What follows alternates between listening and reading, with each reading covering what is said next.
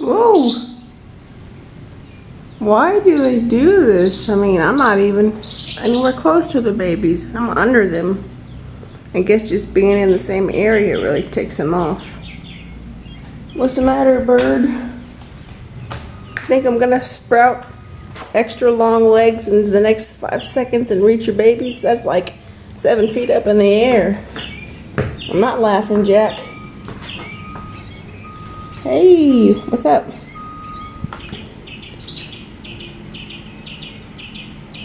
Oh, okay.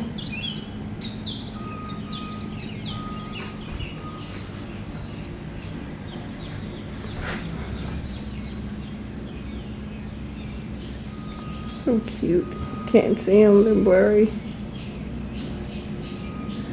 There's like 6 babies in there. 1, 2, 3, 4, 5. Maybe might be a little one stuck in the middle. That is a crowded nest. They do not look happy. They're like, this bitch won't leave, and my mama will not bring me nothing to eat. We cannot get her to leave. Her has that weird saying. I wish they could peck her eyes out. Stupid bitch. You're so cute too.